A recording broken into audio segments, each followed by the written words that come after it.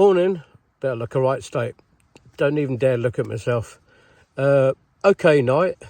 Warm enough. Sleeping bag's lovely. I like the baffles, which I'll show you later. The baffles come right round your neck. And I was plenty warm enough last night. Just couldn't get comfortable. But that's me, my fitness levels, etc. I was talking about yesterday. Just caning me a bit at the moment. But I'm up. It's not particularly early, but I'm not rushing either. So pulling a lazy one this morning, looking at the map while I'm still in bed. So we're about a kilometre south of here. So what I'm thinking of doing is hiking up through here after I've packed up, picking up this trail here, which I'm not sure how good it'll be. It's Abbott's Way, the course of Abbott's Way, and trying to wind my way through here, avoiding the blue bits, the marshes. Come down to here because I think it would be quite interesting to get up to here, Head, because I crossed the River on the southwest coastal path, so I thought that might be quite good. I'm not expecting anything spectacular, but it'd be worth doing if I get time or the inclination. I also might go up to Plymhead, which is another 1.5 kilometres from there, so that might be quite cool. And then if I don't, I'll aim back to there, whichever way, Head, and from there head south and then make it up from there. No rush. Outside of the tent's got a bit damp over the night. I imagine that's from the mist and the fog. Have a quick look out underneath, and yeah, it looks all right, but it's not a sunny day yet, so I'm in no rush. I might treat myself to the luxury of a cup of tea in bed. Just making my brew, and had a quick thought. I've got this titanium cup when I'm travelling light, and a little burner there. I think it's a 600. Can anybody tell me what size mug I need so I can fit that gas bottle in? I've got another one, a Van Gogh with a heat exchanger on. It's a bit bigger, a bit heavier. But yeah, what size do I need? Is it 750 or what? I cheaped out a little bit and ordered it off AliExpress, but yeah. And here's my little cup, or my sippy cup with the lid on the top, so I can have the luxury of making a cup of tea and then having it in bed without spilling it. Packing my stuff away, sleeping bag and stuff like that. And this is the baffle I'm talking about. This baffle comes all the way around your neck, and that made a world of difference last night. And just quick one on this Lamina Eco AF. Here's the ratings for you. Comfort's -3, limit -9, and extreme -27. It was forecast last night for -3. I don't think it got that cold, but yeah, plenty warm enough. Nice bag, but I do like this mountain hardware stuff. Another little tip while I'm packing away my sleeping stuff is get used to doing it inside of your tent. Okay, you might not have to, but especially if you're doing a long distance hike, you never know. You're going to get wet mornings. Get used to getting out and getting your clothes back on and packing your way inside your tent before you even get outside of it. It's good practice, makes it easier when you actually have to do it. Top tip. I'm out of the tent, giving it a bit of a shake off, and just sort of trying to suss out what the weather's going to be doing today, but it just dawned on me. That feeling of being the only person on this planet as far as you can see. Very liberating, man. Very, very liberating. Suss out this weather. Might even get some breakfast on while I'm waiting for this tent to dry out a little bit.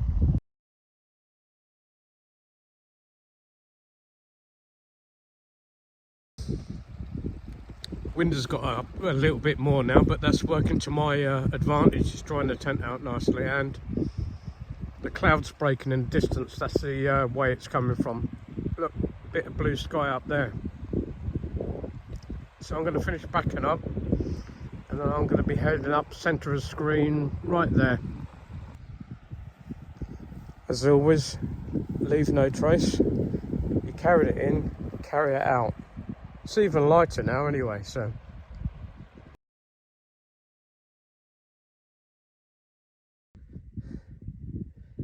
How much work must these enclosures taken?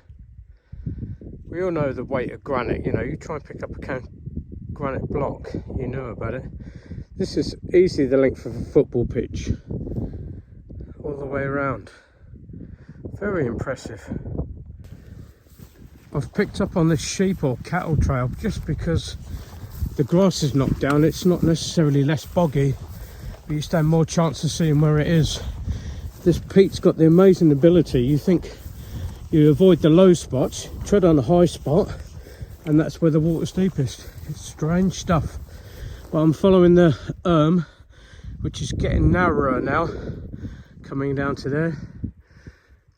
Just need to get down here and go over the other side of that, but heading out in that sort of direction. Pretty sure the I think it's Abbott's Way, I'll check that, will be that line going across the hill, centre of screen now, and then up that way. But that's the way I'm heading anyway, so I'll let you know. I've got to get myself over the stream here. Now, this would be an ideal location for me to set up a tripod and video me going over, but I just don't think it's worth the effort. Got over the stream successfully. If you're coming out this way, a little bit of a landmark as you cross the stream to the right hand side. I'll try and zoom in a bit.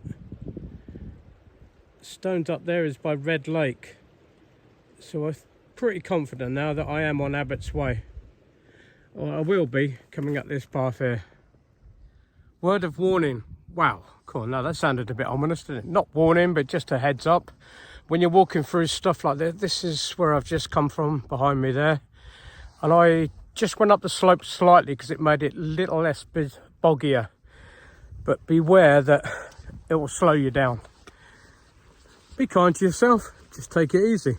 This is a lovely day for me because normally I'm on a mission. I'm trying to get somewhere today. I'm just literally wandering around, enjoying every second of it. This Abbott's Way is a couple of metres wide and reasonably flat. It's almost too civilised. I can see all the holes in the bog and step round them. Like I said, it seems almost too civilised. And then you have a quick look round and realise you're the only one out here for miles and miles.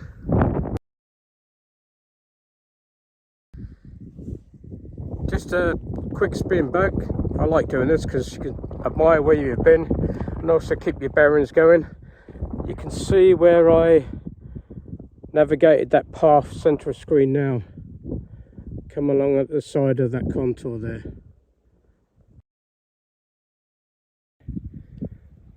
The terrain has changed again now. We've gone into a lot more rocks, and I think head would be just over there somewhere, centre of screen now. And I'm just debating whether to take a right here, sort of a northerly direction, because I think this is the Plym. I'm going to check, but I think it's about 1.5 kilometres from here. It'd be a shame not to go up and see Plym Head. Again, I'm not expecting anything super impressive, but be worth the wait. Walk.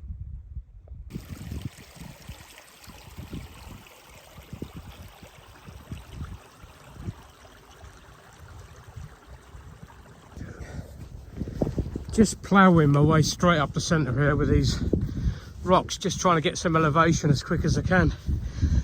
But yeah, you can probably tell it's taking my breath away. Always think it's worth it. Obviously, if you're on a time schedule, maybe not, but spending that 10-15 minutes blasting up a hill, because you get another different perspective. I can actually see where I've come from again.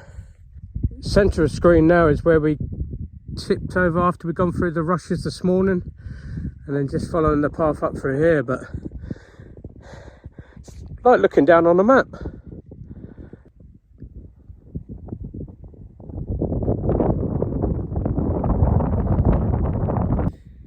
Just taking 5 minutes. There's 3 barrows where I was yesterday afternoon.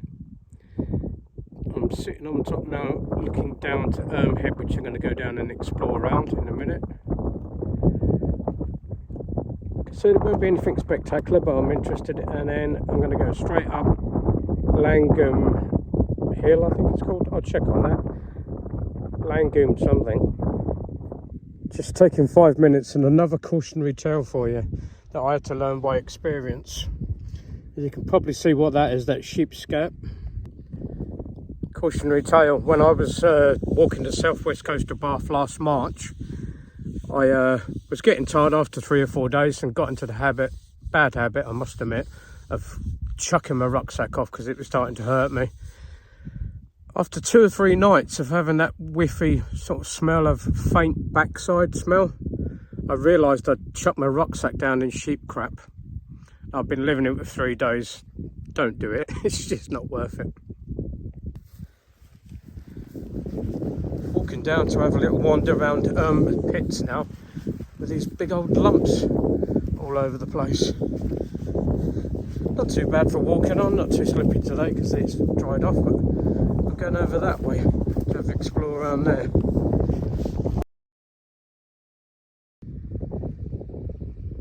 Personally, I love this sort of gnarly type landscape, and I'm sure down there, if you looked around enough, there'd be a little spot where you could tuck down for the night. Probably very stony, some places might not be able to get a peg in, but well worth exploring because you'll be tucked down out of the wind in one of these little dips.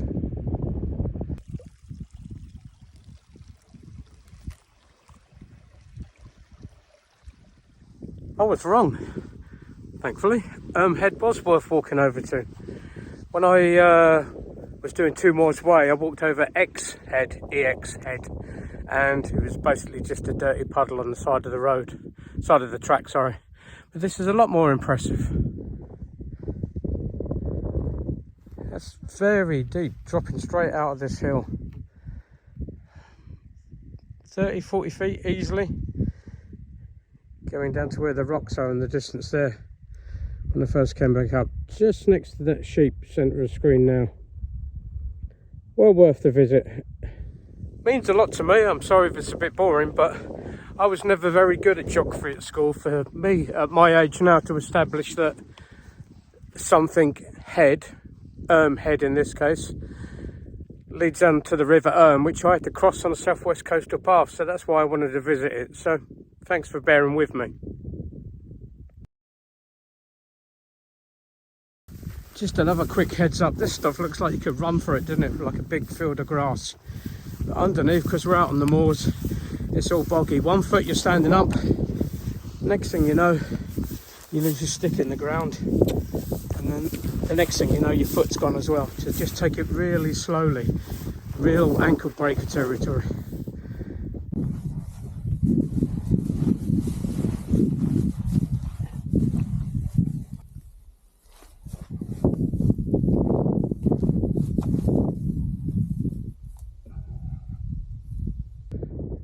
I'm at Lancombe Head now, and there's a great little landmark, couldn't think of the word then, which is the tip just over a red lake, but it stands out a mile, like jet black.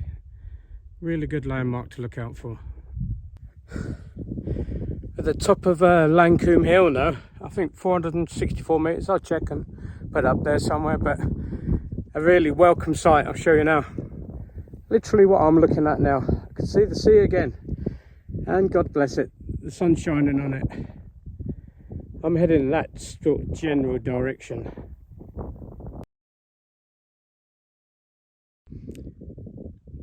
Yelm Head is just over there, centre of the screen now, but it drops down through the valley down there. And even though it's only half a kilometre, I'm not going to go over that way because the terrain is just such tough going. It's bogging, the long grass is really kicking out of me, and I need to be cracking on. Getting towards 3 o'clock now, and I know it'll be cold at 4, so need to be getting down and finding a pitch. I'm heading in that direction there. Fantastic views from up here. I'm looking at centre screen now, all the way into the estuary coming into Plymouth. And if I come back, where we're going down now is down into the estuary, sorry, not estuary, valley. And I think that's Cornwood there, which is where everybody met for the march on Dartmoor on the 21st for the right to roam. I'm heading down over this way. There's a settlement down here, and I think I'm going to go over a stream, so I'm going to need some water for tonight and tomorrow morning, so hopefully that's where I'll get to. If not, I'll pitch the tent up, call it plan B, and then walk back down to the River Yelms to my right hand side, to my west. So much for me wandering around. I have to make it a challenge, don't I? That last bit was tough. The long grass, 1.5 foot, 2 foot high. You're trying to get your knees up to get over it, and then it could be solid, it could be 1.5 foot drop in. It was hard slog for a good hour and a half, hour and 45 minutes, but it's worth it. We're back onto nice terrain now, which is like strolling, wandering around type terrain, which is lovely. I'll give you a little, oh, the sky looks nice behind me.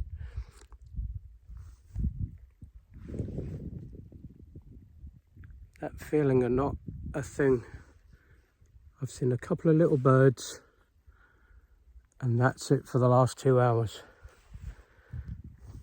Good thing, bad thing. I want to replicate that sort of getting lost. Not lost as in when you're a child and you lose your parents, but that just get out of here and just relax my mind. I think I've achieved it. Got a bit of a headache, but I think that might just be because I've been pushing it for an hour and a half. We get to a pitch, get it up and relax for a bit. I think I'll be recharged.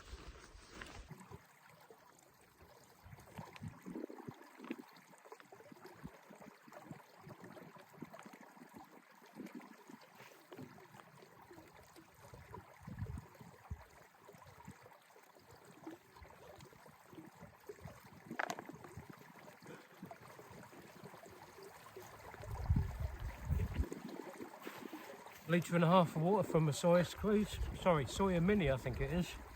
But a bit fiddly, but it's got to be worth it, isn't it? I'm going to do another kilometre, maybe a mile, and I'm looking at this view across Plymouth, and I'm thinking that would be great at sunset. I could almost pitch up here. Just that little extra elevation can make the difference to the cold. So I think I'm going to strike out to where I'd normally, sorry, not normally. I'm heading towards this direction. I just sort of pinpointed these trees and stuff. I thought I'd be able to tuck round these if the wind's coming from the south, and by the look of the clouds I think I'm going to stick with that plan.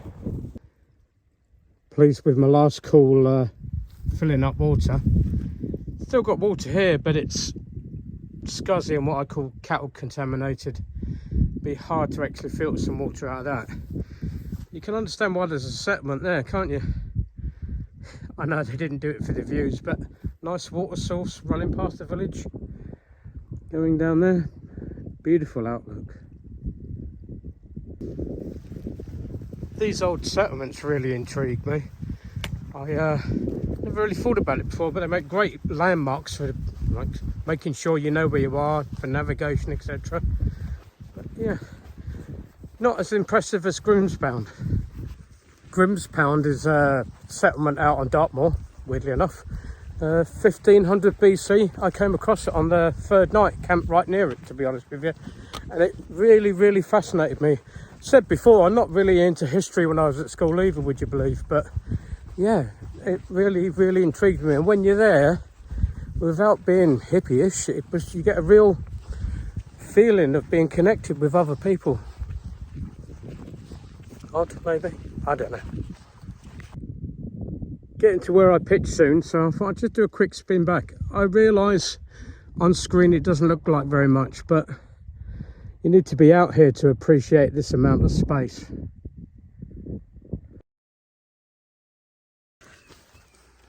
Spot the idiot. Head in the clouds, admiring in the sun, coming down, twinkling off the sea, and I've overwalked it. Only by about 10 minutes or so, but it's a bit disappointing. I've gone past the new camping boundary, so I'm going to walk back a bit. Just can't be dealing with the hassle, so I'll walk back and find a place there.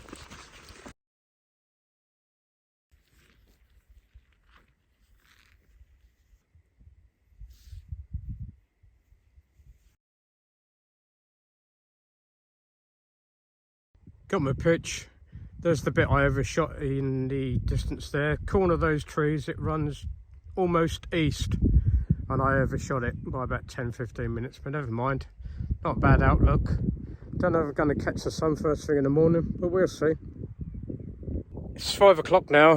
Got the tent up. Going to make myself a coffee and then something to eat, and I've got something special tonight. Looking forward to it. But it's cold already. Well, no surprise really. Beginning of February, but sun's looking brilliant, isn't it? Tonight's tea, probably not to everybody's taste, but liver and onions and gravy. Yum yum. I've only just put it on and it smells lovely already. Thanks to my girlfriend Elle for making it for me. Wouldn't normally do this, carrying stuff, because it's cold. Cooked it, froze it, carried it for a day. It should be alright. We'll soon find out, won't we? Tell me it gets better than this. Cooking your tea outdoors, liver and onion, nice crusty roll to wash the pan up. Watching the sun go down. Amazing. Having tea, liver and onions, amazing. Food of the gods, right treat. Normally I live on that dry, dehydrated stuff, pot noodles, ramen and stuff like that. I haven't done map thing. I'll try and remember to do it tomorrow morning. I could tell the temperature's dropping cold. I'm feeling a bit cold, and the tea, I had to whack the gas right up to actually get the meal to cook. Just watching the last little bit pink of the sun. Doesn't look like it, does it? I'll spin it round in a second for the last little final look and hopefully survive the night. I think it's about -1, -2 tonight, but it feels a lot colder than it did last night. Maybe it's because I'm a bit exposed. I'll give you a quick spin round and I'll see you in the morning. I know I keep saying it, but these cameras are amazing with the light. It's not dark yet, but it's getting dusk, but the sky looks pretty good, doesn't it? I'm off to bed. I'll see you in the morning. I'll try and do the map then.